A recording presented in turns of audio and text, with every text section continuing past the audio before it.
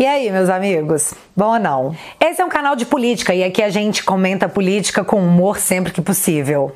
Tem muita coisa acontecendo, muita coisa pesada, mas é Natal. E eu acordei hoje sentindo que eu tinha que compartilhar uma coisa muito minha com vocês. É Natal. Eu resolvi dar o meu testemunho. No Natal nós celebramos o nascimento de Jesus Cristo, o Rei dos Reis. Apesar que muita gente conhece o Natal pela época de dar presentes, de comer até passar mal, ou de levantar aquelas polêmicas familiares e, sabe, acabar com a noite de todo mundo. Mas o Natal não é apenas um feriado. O Natal celebra o nascimento de Jesus Cristo. Um acontecimento tão importante que aconteceu há mais de 2000 anos e ainda assim o mundo para falar: Ele nasceu. Deus nos enviou seu único filho. Por quê? Para que você fosse salvo. E eu sei que é muito difícil, ainda mais em tempos de internet, onde a gente precisa de um vídeo para poder atestar que aquilo aconteceu, ou a gente precisa de uma testemunha que viu o fato rolar para você acreditar que realmente aquilo foi real. Então eu vim aqui contar para vocês o que foi que aconteceu comigo. Eu vim ser a sua testemunha. A maioria das pessoas que me acompanham aqui no canal sabe que eu tenho um filho que tem asma crônica. É muito normal a gente passar por episódios de crise todos os meses. Isso sempre acontece. Mas em maio desse ano foi diferente. O meu filho teve uma crise igual ele nunca tinha tido, de fazer o suor ser frio, ser gelado, do medo paralisar. Quando eu me dei conta do que estava acontecendo, realmente, que não era uma crise comum, era assim que ele estava. Ai, Carol. Eu fiz uma dose de Aerolin tem meia hora.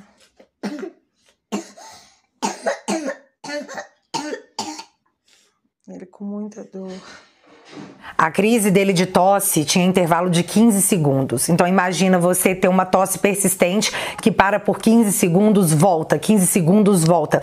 Isso cria uma dor abdominal por causa do esforço que você faz, tirando todo o mal-estar que isso te causa. E ele tão pequenininho ali, eu olhando para ele totalmente medicado, no ápice da pandemia, onde os hospitais estavam lotados, onde o meu filho, que tem uma imunidade relativamente menor do que os demais, não parecia ser uma boa ideia levar ele para o hospital.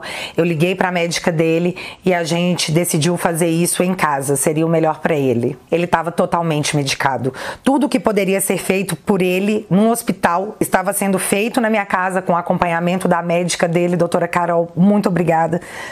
Estava acontecendo de hora em hora. Ele estava sendo totalmente amparado por tudo que a medicina tinha a oferecer. Então eu me dei conta que não tinha mais nada que eu pudesse fazer. A médica dele virou para mim e falou assim: a gente tem que esperar ele reagir aos medicamentos. Então a gente tem que esperar. E, gente, esperar é muito difícil, principalmente quando você está vendo seu filho sofrer. E aí, não tendo mais o que fazer, eu levantei o travesseiro da cama, colocando praticamente sentado, peguei ele no meu colo e eu abracei ele assim, e eu fiquei com ele assim, ó, nessa posição. E eu tava abraçada com ele, ele tossia, e eu abraçada com ele e não tinha o que fazer, não tinha o que fazer. E foi aí que não foi nem ensaiado, não foi nem premeditado, eu abracei ele e aí eu comecei, não era uma oração, era um mantra. Eu comecei a pedir: Deus, por favor, Deus, eu tô te implorando, por favor, poupa o meu filho. Deus, por favor, poupa o meu filho, por favor, deixa ele descansar, Deus, por favor. Eu pedi com todo o meu coração, eu nem sei te falar. Eu nem sei te falar o que foi que aconteceu ali. Eu simplesmente me apeguei na única coisa que eu tinha para me apegar. E foi aí que ele tava no meu peito, eu abraçada, e aquele som perturbador na minha cabeça, que não saía, aquele som horrível na minha cabeça, e a gente abraçado, meu marido no pé da cama olhando pra gente, porque tudo que a gente podia fazer era esperar. E aí, de repente, aquele som parou. De repente, um silêncio absoluto. Foi imediato. Aconteceu o silêncio. Eu ainda não tinha me dado conta do que tinha acontecido ali, porque aquele som estava preso dentro da minha cabeça. Eu ainda estava escutando ele. E aí, de repente, meu marido olhou para mim e falou assim: que oração poderosa, hein, mãe? Olha só o que você fez. E aí eu me dei conta que tinha parado. Que do nada ele estava aqui, naquela crise, e eu de olho fechado, eu não queria nem abrir o olho para ver que aquilo mesmo estava acontecendo, que aquilo tudo era real. E de repente eu abri o olho, ele estava aqui, dormindo, tranquilo, totalmente descansado. E aí foi estranho, porque eu ainda não tinha conseguido realmente entender que Deus tinha atendido a minha prece, a minha súplica, porque foi uma súplica. Enquanto eu estava implorando a Deus para Ele poupar e dar um descanso para o meu filho que estava sofrendo, e eu pedi isso com todo o meu coração, Ele me atendeu. E o meu desespero era tão grande que eu demorei para perceber. Eu precisei do meu marido falar: olha só, Deus te ouviu. Isso aconteceu comigo. Eu vi isso acontecer. O meu marido viu isso acontecer. E aí eu lembrei da minha mãe falando que oração de mãe era uma coisa muito poderosa. Por quê?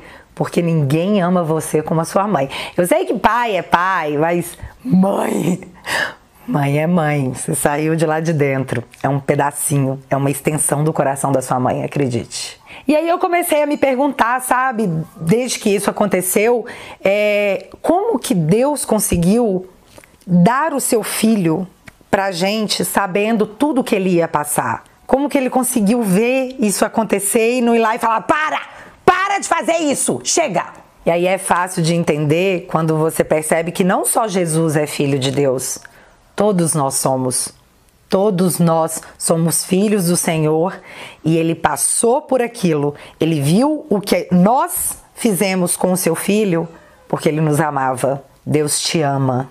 E eu não sei em que momento da sua vida você vai encontrar Deus, mas eu sei que Ele está esperando por você. Seja indo na igreja, seja através de um amigo que pacientemente te atende numa véspera de Natal e fica 1 hora no telefone com você te falando dele. Seja num momento de desespero, onde você implora ao único que pode te salvar. O que eu sei é que nesse Natal nós estamos celebrando a vida do Filho de Deus, que veio, que nos foi entregue, única e exclusivamente para nos salvar. E a gente todos os dias tem que trabalhar para que isso não tenha sido em vão. Nesse Natal eu quero desejar a você muita paz, muita saúde, muito amor. Abraça sua mãe, o seu pai, os seus irmãos, a sua tia, abraça a sua avó, abraça todo mundo que você ama, porque muitas pessoas esse ano perderam alguém muito especial e não vão poder estar fazendo isso que você vai ter o privilégio de fazer. Até porque a gente não sabe se você vai estar aqui amanhã para poder correr atrás desse tempo perdido. Não deixa para amanhã. Nosso tempo aqui é totalmente incerto e o futuro a Deus pertence. Eu não tô pedindo para você sair desse vídeo e correr para devorar uma Bíblia ou correr para uma igreja. Eu tô pedindo para você dar uma oportunidade, porque na hora que você permitir, Deus vai fazer um milagre em você. E aí é você que vai ser a testemunha. Tenha fé. É isso que Ele nos pede em troca da nossa salvação. É um preço alto, mas a vida eterna vale. Então é isso, galera. Eu queria dar o meu testemunho de milagre, de fé, de amor de Deus por nós, e que nesse Natal a gente não se perca no foco principal, que é a vida de Jesus, porque Ele vive em mim e em você, por mais que você ainda não tenha percebido isso. Feliz Natal, gente! Que nessa data específica todos nós possamos ter mais amor nos nossos corações.